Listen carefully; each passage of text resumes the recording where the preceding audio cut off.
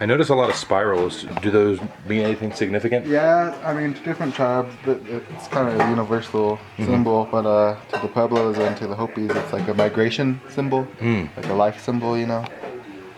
And these ones, the crosses are actually Hopi stars. These ones, this Oh, really? design, yeah, that's the design of like a Hopi star. That's like what you would normally see. Yeah, you know, and Hopi designs. Yeah, a lot of them are old pottery and Hopi designs. That's so cool. Different stones, you know, this purple one is a high-grade sugilite out of South Africa. Oh, wow. Yeah. This one is a black druzy, all natural with 18 karat gold shots. This one is actually a turquoise, but it's all natural Chinese Habai turquoise. Oh, wow. And I used it because it looked like a web to me, you know. Oh, yeah. The spider. Number 8, onyx, and Mediterranean red coral. That is amazing. So we use all different stones. All natty. All natty. These are Royston turquoise. It's beautiful. Looks like it's got some like iron in it or something. That's the matrix. That's usually the compound, like the host rock or the mud that's found that's around it. Love it. So that Royston's known for having like that brownish matrix. You know, this one has the black matrix. Yeah. This one's a Bisbee Turquoise, broken arrow varicite. That's awesome. Turquoises are named after the mine they're mined at. So, so like Royston is found in Royston, Nevada. You know, the Royston mine. That's awesome. Like I said, Habai is found in Chinese Habai. Number 8 is the number 8 mine. You know, I think that's from Nevada. A lot of the turquoises are in the Southwest. You know, like Nevada, Utah, and Arizona. But it's mine. You know, China has it. You know, there's some turquoises down in Mexico. I'm not too sure about if any come out of Canada. This one's Morenci turquoise, and Morenci's known for having like pieces of pyrite in it. So you kind of get that silver sparkle, yeah. So sometimes you'll come across silver. And fossilized wood. Yeah. That's amazing. You guys will probably drive by the fossilized. What is it called? Anyways, on the way to Arizona, you guys will drive by thousands of fossilized trees wood. and stuff. Yeah. Wow. But yeah, you see how soft that's amazing. The tufa is? Yeah. Are you using another piece of tufa? Wow. I'll use this piece to, you know, smooth it out. So you don't go too deep? No, just to kind of even it out, you know, because we also have this, like a little chisel. But, you know, sometimes it is a little hard to get it 100% even. Tufa. It's so light. Yeah, it's like a pumice. What it was is a volcanic ash that once the volcanoes erupted, the layer of ash came down and settled on the earth, and then it got compacted.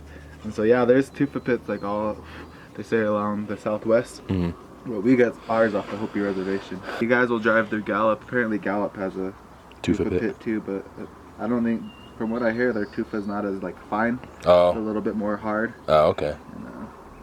That's so crazy. You gotta find like the perfect material. You gotta, well, I mean, we go and we mine it too. Yeah. And like there's our stash over there. Yeah. But, you know, mining it is a back-breaking thing too, because you got some of those boulders we dig out are that big of ash. Wow. Big, it's just heavy. Like it's light now, but you know. When you have it in boulder form, it's kind of heavy. That is so cool. Now, what do you call that divot again there? This is the Sprue Hole. Sprue Hole. This is where we'll be melting, the silver will be entering. Okay. So it's gonna be, it's called a gravitational pour. Yeah. So the gravity kind of helps pulls when it you pull down. it. Yeah, it's gonna be pouring from the top. And then all the silver air is gonna shoot in there. You know? Oh, okay. That's awesome. So we're gonna get a matching side. You'll see, but we'll get a matching side to back it. The flush side, and we'll do the same thing. We'll put a Sprue Hole on the opposite side. So it's amazing. The more, like I said, kind of the more oxygen it has, the better it kind of does. So you kind of want to make, if you can, make your Sprue Hole a wide opening. That's awesome. You know, you want to have a good flow for the silver. You know, yeah, absolutely. You're doing you're thinking about it. All the silver is gonna go down, so you want it to be a smooth flow when it flows in. No bubbles, no bubbles are alright, I guess. No no stopping. You know, if you leave it high right here, sometimes it won't get past. Oh wow, so you have to make sure it's flush. It won't pour, you'll have a bad pour, you know. And That's you know, crazy. a lot of different jewelers have their different technique, little secrets they do. Yeah, you guys have your experience. Yeah. That peacock, wherever he is. Might be the peahen. The peahen. The noise too. She makes noises like that. Yeah. It's like almost like a George of the Jungle sound or something.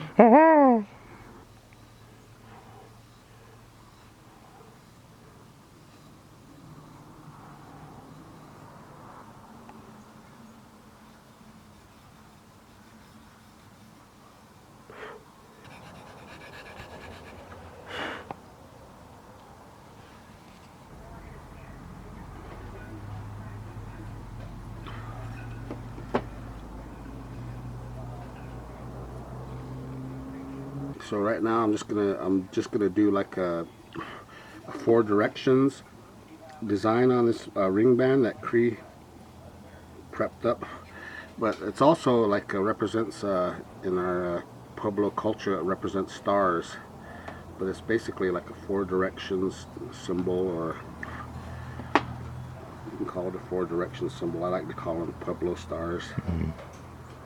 We're just Native American artists here in New Mexico.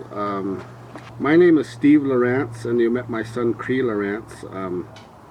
But we've been doing this for over 25 years, my wife and I, Mary in Denipah. We live here in the Pueblo of Owinge, which is in northern New Mexico. We're about 30 miles north of Santa Fe, and about 30 miles south of Taos is where the Pueblo is. And this has a lot of history out here in the southwest, because our Pueblo is considered like one of the oldest Pueblos in the southwest.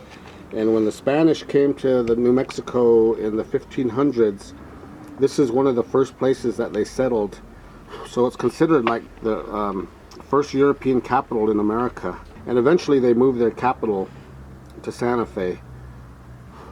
But when they first came to the southwest, this is where they settled, here in the Pueblo of Owinge.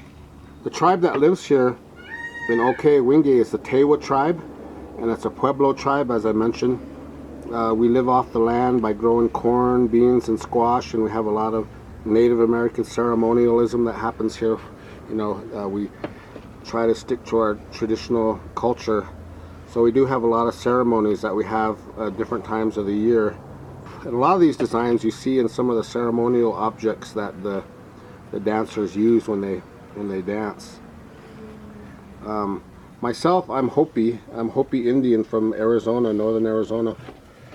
But I met my wife at the Institute of American Indian Arts, and so we've made a career out of being artists. Thankfully, over the years, we've built up a good reputation for our jewelry, our artwork. This is all authentic Native American artwork. We've been blessed by having customers, and we've been able to show our work all over the world. We've done different shows in many different countries over the years. So I'm working on a ring band right now. Cree LaRance, my son, prepped this up, and he's been doing jewelry for about the last 3 years, seriously.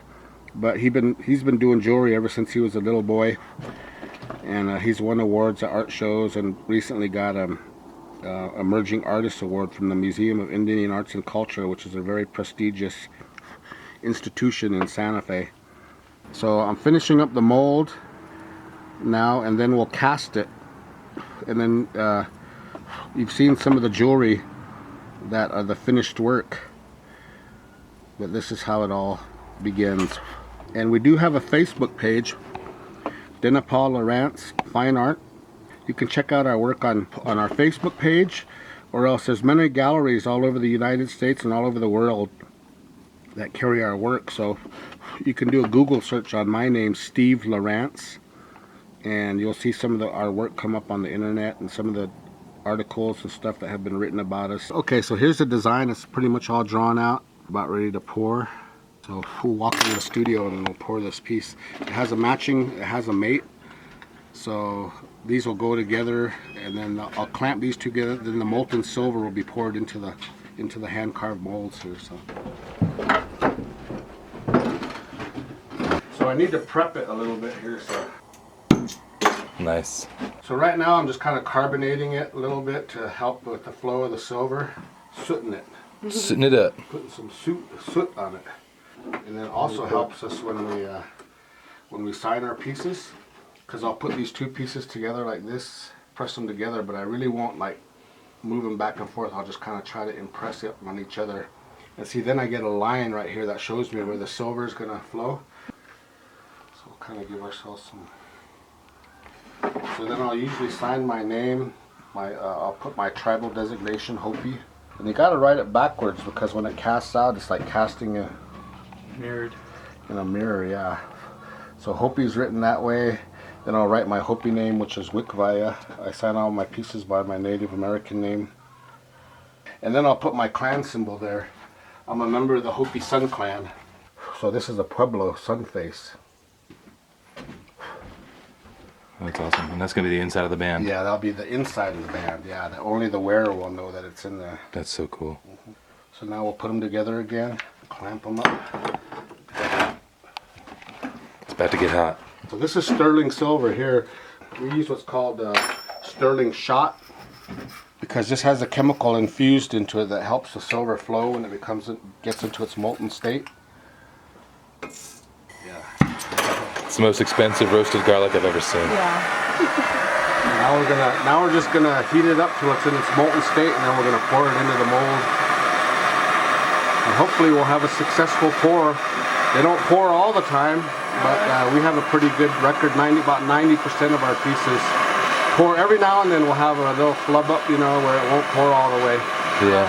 So it's so funny. Whenever you remove the flame, you can see it oxidizing it. Oh yeah. A little bit. Yeah. So these are all handmade pieces, one of a kind pieces. Each piece is begins and ends here. You know, we start the process and we do all of our finishing work. We set our own stones and everything. You know, so. Beautiful. What's your daily workload like? Like one piece a day, I think? I try to, yeah. We try to concentrate, but you know, as an artist, you can get easily distracted, and if you have a artistic inspiration, you kind of want to catch it before it goes. So sometimes, you know, you might go off on a side route when they're working on something, and if you get inspired, you might want to either draw it out really quick or just start working on it. But this one will be a plain silver band. It won't have any stones in it. But we do a lot of work with stones, turquoise, you know, a lot of traditional stones, coral, lapis, lazuli, fossilized ivory. But we also use non-traditional stones too. You know, we use diamonds in our work, and you know, emeralds and you know, precious stones as well. So opals, Australian opals. Right now, I'm working on a 18-karat gold bracelet for a customer, and that's set with 105 Australian opals. Wow. So that's a project I've been working on for about the last month. That's a serious project. That's a serious project, yeah. Man, look at it all fusing together. Yep. This is amazing. Got the sweat there a little bit.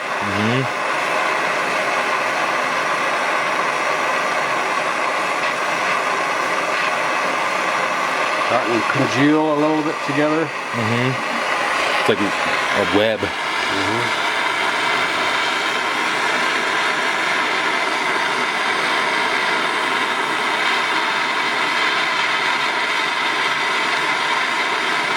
Starting to sweat, as you can see, it's starting to liquidate. There you go. Starting to get in its molten form. There you go. Wow.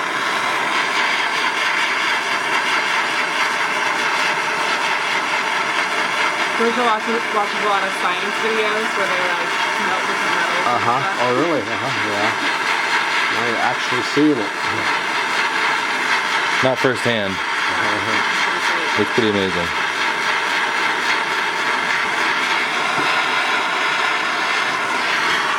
We'll do a quick pour.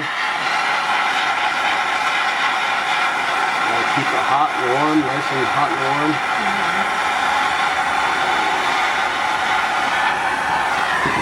Wow. There it goes.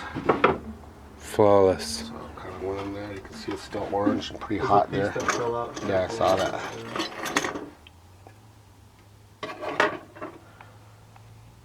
Wow. It's starting to cool off. It cools off pretty quickly, actually. Solidifies really Yeah. Yeah. You hear it crystallizing. That is so crazy. So hot though. It's really, really hot though. Mm-hmm. Is it like hot on your fingers? Wow. So there's the piece that already actually came out of the mold. You see that. Mm-hmm.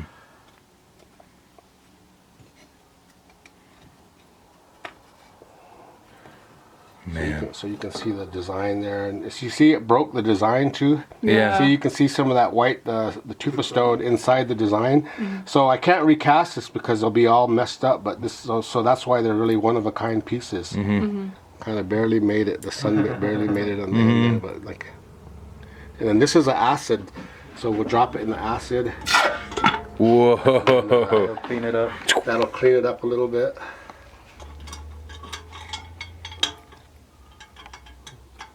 Acid and put it in some water. Oh my gosh.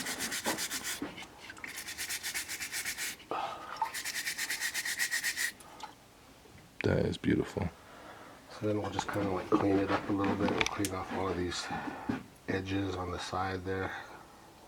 So over here is where I finish some of my work on this side here. I'll just bring it over here and You got some works in progress over here. that's awesome. Progress area.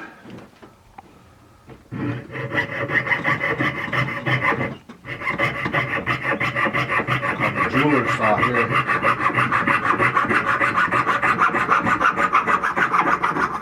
This is called the sprue, so I'm cutting the sprue off because this is where you pour it in.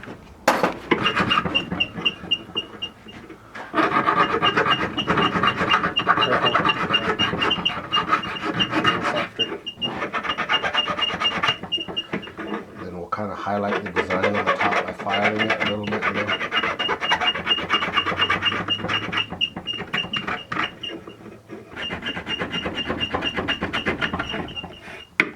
It'll be patinaed, give it a little darkness, and then it'll be a ring. Oh. That's So it'll awesome. be similar to what you saw on the table out there. So. That is so cool. Right now I'm kind of inlaying this bracelet. This is a bracelet that I've been working on the past couple of days, but you see we have all of our stones, our turquoise, lapis, there's coral. There's a bunch of different stones in here. So I'll cut each little piece and then I'll form it to fit inside the little channel that I've made. This will be all polished up and that'll be a nice men's bracelet. Boom. Yeah. That is beautiful. Yeah, so this is a work in progress. It's inlaid with turquoise from different mines in the southwest. That's cool, and it shows you like the coloration and stuff. Yeah, shows the coloration, but yeah, all of these little stones are different turquoises from all of these different mines, and so we'll inlay those, and then lapis lazuli, and then the red is coral. So Just as a regular Joe Schmo, I'm like looking at this and I'm just like, that's just a bunch of rocks. yeah, Yeah. I have no idea. What's that stone that the fossilized wood? petrified wood. Petrified wood. Yeah. That was gonna sound. They're going. That is so cool. I cannot believe Yeah. that's what it looks like before you like polish it down. It's really cold. Yeah. Thank you for doing this, man. Yeah. This is awesome. Check out our Facebook page. Do it. Yeah. Go buy some jewelry.